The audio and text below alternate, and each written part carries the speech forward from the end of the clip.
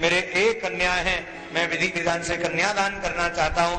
प्रभु यदि मेरे ऊपर कृपा हो जाए तो मुझे कन्यादान का सौभाग्य प्राप्त कराया जाए।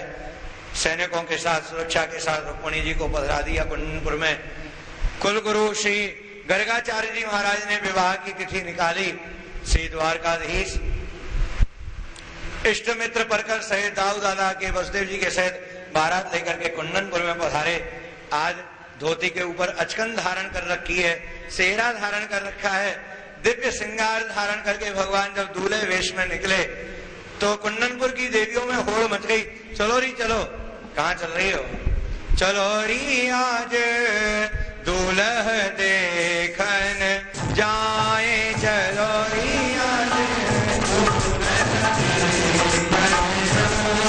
चलो री आज दूल्ह देखन जाए, चलो री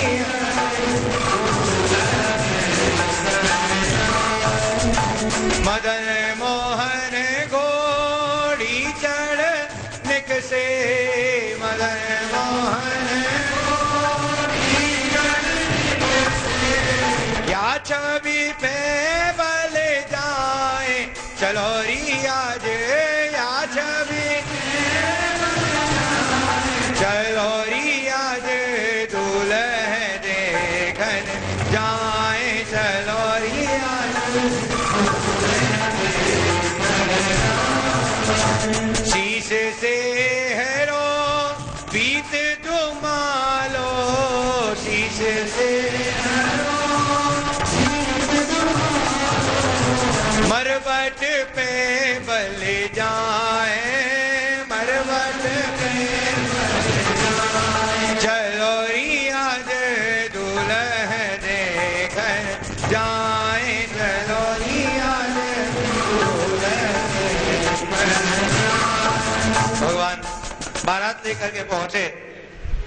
दरवाजे पर स्वागतोच्चार हुआ। तदुपरांत विधि विधान से कन्यादान किया गया। फेरा हुए। श्री रुक्मणी जी को भगवान विदा करके द्वारका पहुंचे। बोलो रुक्मणी रमण भगवान की जय। दिवस जात नहीं आ गई वारा। रुक्मणी विवाह होने के बाद 1 वर्ष बीत गया। 1 वर्ष के उपरांत में प्रद्युम्न नाम के भगवान के बालक हुए। प्रसूतालय में से सम्रासुर नाम का राक्षस इनको चुरा करके ले गया। सम्रासुर के यहाँ कामदेव की पत्नी रति माया के रूप में विराजमान थी। नारद जी की कृपा से कामदेव के रूप में प्रद्युम्न और रति का दोनों का विवाह हुआ। सम्रासुर का वध करके पधारे। दूसरा विवाह जाम्बवती जी से हुआ। तीसरा सत्यभामा जी से। फिर शतधन्वा का वध कराया भगवान ने। चौथा विवाह कालिंदी जी से, यमुना जी से।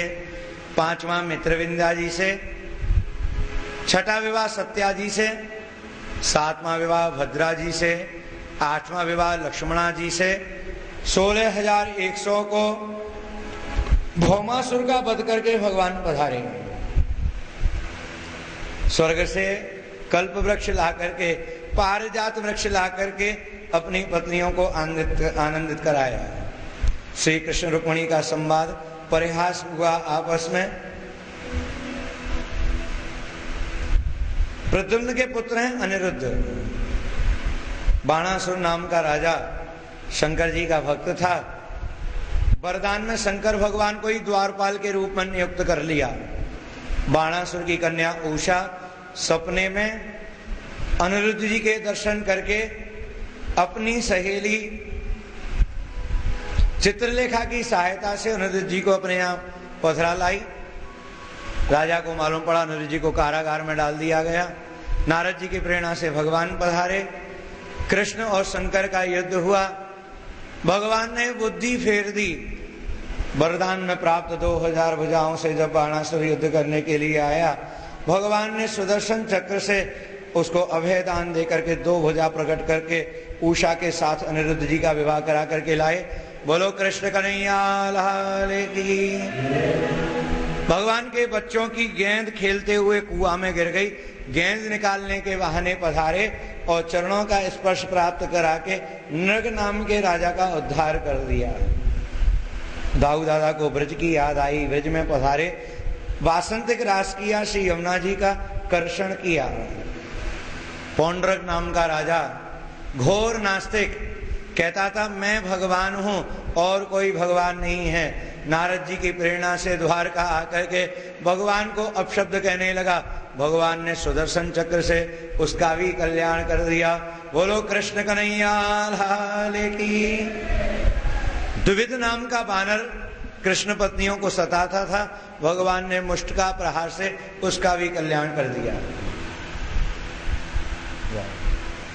दुर्योधन की कन्या के साथ जाम्बवती के पुत्र साम्ब का विवाह कराया। दाऊ दादा ने अपनी शक्ति का प्रदर्शन करके कौरवों को भयभीत कर दिया। नारद जी के मन में प्रेरणा हुई कि 16,108 को भगवान कैसे दर्शन देते होंगे। घर घर में दर्शन करके भगवान ने दिव्य रूप दिखा करके नारद जी के मन की शंका मिटा दी। 70वें अध्याय में 2 जगह से निमंत्रण आया, युधिष्ठिर जी के राजसूय यज्ञ का और जरासंध के बंदी राजाओं का। भगवान भीम अर्जुन को लेकर के जरासंध के यहाँ पधारे। भीम से जरासंध की मृत्यु करा करके बंदी राजाओं के बंधन खोले। बंदी राजाओं ने भगवान की स्तुति की। कृष्णाय वासुदेवाय हरये परमात्मने प्रणत क्लेशनाशाय गोविंदाय नमो नमः। जरासंध के पुत्र सहदेव को राज्य सौंप करके भगवान युधिष्ठिर जी के राजसूय यज्ञ में पधारे। सबकी चप्पल उठाना, झूठी पत्तल उठा करके मुख्य पूजा के अधिकारी बने। शिशुपाल ने विरोध किया। भगवान ने सुदर्शन चक्र से शिशुपाल के प्राण अपने हृदय में विलीन कर लिए। बोलो कृष्ण कन्हैया लाल की। शिशुपाल का बदला लेने के लिए दंतवक्र शाल्व युद्ध करने आए, भगवान ने उनका भी कल्याण कर दिया। राजसूय यज्ञ में आया हुआ दुर्योधन जल में थल और थल में जल के आवास के कारण पानी में गिर पड़ा। महाभारत का बीज बुन गया। द्रौपदी के मुंह से निकला अंधे के अंधे ही होते हैं। दादा कथा सुनने के लिए पधारे। सूत जी पर कृपा कर दी। तीर्थ यात्रा करने के लिए जाना पड़ा। राजन, कथा सुनते सुनते 6ठा दिन पूरा होने जा रहा है, तुमने भगवान की कथाओं से क्या सीखा? श्री परीक्षित ने कहा, बोले महाराज मैंने सीखा है वो बता देता हूं। सावाग्यया तस्य गुणांतरणीते करो ततः कर्म करो मनस्य